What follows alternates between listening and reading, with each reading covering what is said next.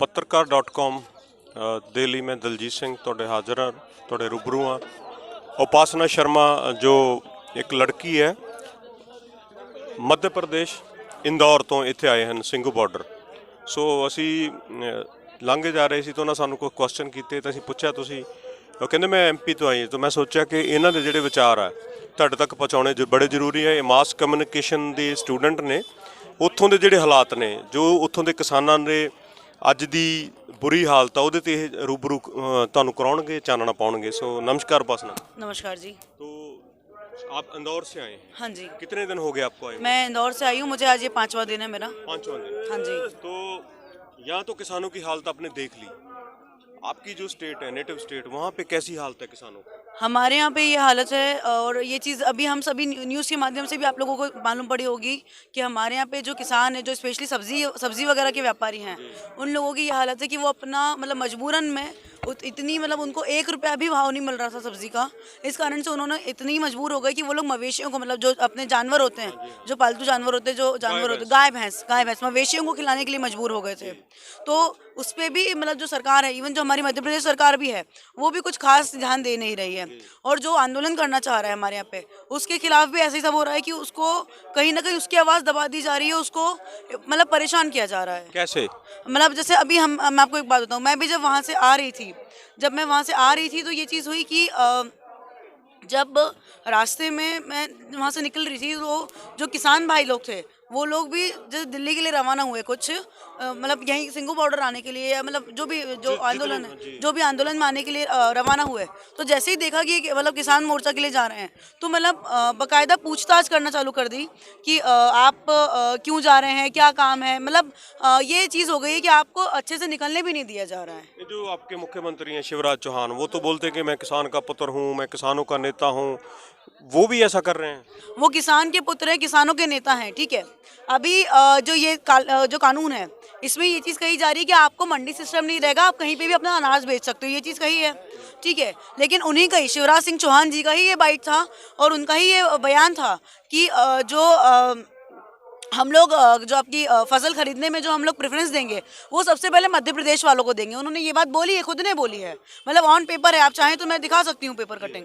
जब ये चीज़ उन्होंने बोली है, तो सबसे पहली बात, इनको खुद को कंफर्म नहीं है कि हमारे मतलब लाइक हम लोगों को करना क्या है। उन लोगों को खुद को नहीं पता है कि अभी जो किसान कानून है जो हम लोग नया लेके आ रहे हैं, वो ये बोलते हैं कि हम किसानों को इस चीज़ की समझ नहीं है। वैसे तो वन नेशन वन मंडी ये कह रहे हैं। हाँ, वन नेशन वन मंडी की बात कर रहे हैं। तो और ये लोग ये जो बात कर रहे हैं कि ये किसानों को समझ नहीं आ रहा है, किसानों को भ्रमित किया जा रहा है। तो ये जो सीएम है, जो सीएम हमारे शिवराज सिंह जी है, वो तो बीजेपी की है, बीजेपी की गवर्नमेंट सेंट्रल में भी है, बीजेपी की गवर्नमेंट अभी उन्होंने भी वहाँ पे भी बना ली है। तो जब उनके खुद के बीच में क्लियरेंस नहीं है, तो ये क्या समझाएंगे बात कर करके किसानों को। खुद के मुख्यमंत्री को ज़्यादा समझा दे पहले, तो वो ज़्यादा बेटर होगा। बहुत बड़ी बात आपने कही कि अपने मुख्यमंत्री को तो समझा लो। असल में ये कानून है क्या जो कह रहे हैं कि स्टेट पहले, जबकि ये इनके मंत्रीगण कह रहे हैं कि आप पंजाब का किसान केरला वाला पंजाब तक अपना माल लेके जा सकता है। तो जो मंदहाली है किसानों की मध्य प्रदेश की, उस पर 2 लफ्ज बोलें आप। जो किसानों की मंदहाली है, वो तो अगर देखा जाए, वो कोई भी गवर्नमेंट आ जाए कभी अच्छी नहीं हो सकती। क्योंकि सबसे बड़ी बात, वो क्यों?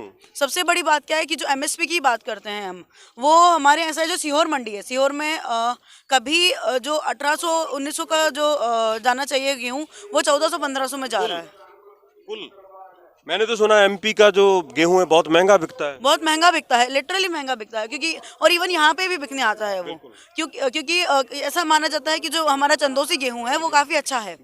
लेकिन बात ये है कि जो हमारे यहाँ पे ही जो किसान हैं, वो इतने मजबूर हैं कि, और अभी एक चीज़ बताऊँ, हम लोगों ने इससे पहले हम लोगों ने ही बात करके एक आंदोलन किया था। वो इसलिए किया था कि जो हमारे के किसान हैं, वो बिल्डर्स को अपने ज़मीन बेचने के लिए मजबूर हो गए थे बीच में।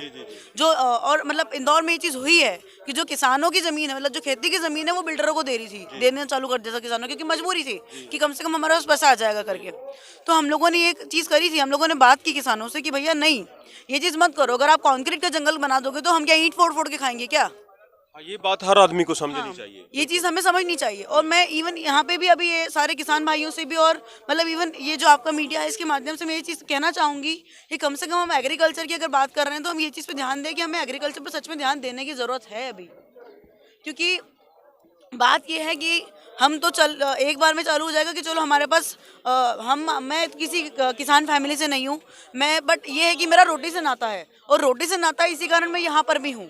और रोटी से नाता होने के कारण सबसे बड़ी बात ये है कि मेरे को खाना खाना है, और अगर आप लोगों ने उगाना बंद कर दिया तो मैं खाऊंगी कहाँ से? बिल्कुल, बहुत बड़ी बात है। अगर हिंदुस्तान का हर वो नागरिक जिनकी हमारी गिनती 135 करोड़ मानी जाती है, वो सोचना शुरू कर दे कि खाएंगे कहाँ से, ये कारपोरेट्स आपको खाने को नहीं देंगे। उनका 2 + 2 4 नहीं 8 हो रहा है हर मामले में। आपको पता है वो कैसे काम करते हैं, वो मुनाफाखोरी के लिए काम करते हैं।